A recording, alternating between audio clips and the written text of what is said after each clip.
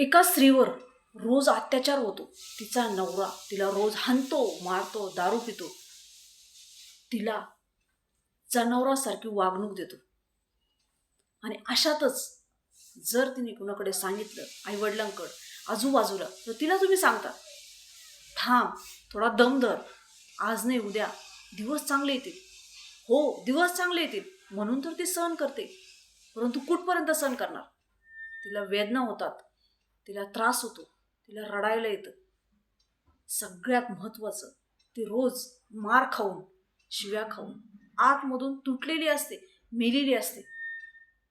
अशातच जर तिने विचार केला की मला या नवऱ्यापासून, मला या राक्षसापासून वेगळं व्हायचे, ह्याच्यात काय तिचं चुकतं का? नाही चुकते. आणि ती धाव घेते, कोर्ट कचेरी यांचा सहारा घेण्याचा प्रयत्न करते. तिथं तिला न्याय भेटतो का? तिथं तिला न्याय नाही भेटत. तिथं तिला भेटती तारीखवर तारीख, तारीखवर तारीख. मला सांगा, प्रत्येक तारखेला ती महिला कुठून पैसा आणत असेल? सगळ्यांना तोंड देता देता तिचं बळ संपलेलं असतं, तिची सहनशीलता संपलेली. घरात नवऱ्याचा त्रास, मार खाऊन ती अगोदरच मेलेली असते. वरतून कोर्टात जायचं, वकिलांची उत्तरं द्यायची आणि ती तारीख घेऊन घरी यायची. मला सांगा, तिच्यामध्ये बळ कुठून येणार आहे? शक्ती कुठून येणार आहे? हे सगळं सहन करता करता तिचं अर्ध आयुष्य निघून जातं, तरी तिला सुख नाही भेटणार. का? कारण ती एक स्त्री आहे, तिच्या मागं कुणी नाही आहे, तिच्याकडं पैसा नाही आहे, तिला आधार नाही आहे. मित्र मैत्रिणी ज्यांच्याकडं पैसा नाही आहे, ज्यांना आधार नाही आहे, त्यांचं कुणीच नसतं का? त्यांना न्याय भेटणार नाही का?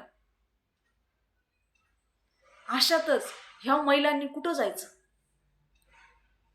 कुठं त्यांना न्याय भेटल?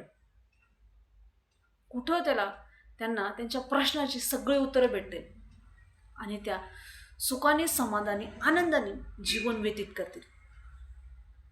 मित्र मैत्रिणी, सांगायचं तात्पर्य माझं एकच आहे का ज्या महिलांच्या मागे कुणी नाही आहे, कमवणारे कुणी नाही आहे, त्यांना आधार कुणी नाही आहे, त्यांना जर कोर्टातूनही जर लवकरात लवकर न्याय नाही मिळाला ना, तर मनाने मरतात, आतमधून तुटून जातात.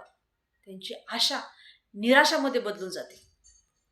काय फायदा असा कोर्टाचा, अशा कचेरीचा आणि अशा समाजाचा?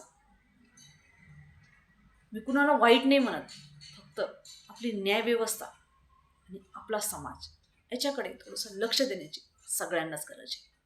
व्हिडिओ आवडल्यास लाईक करा.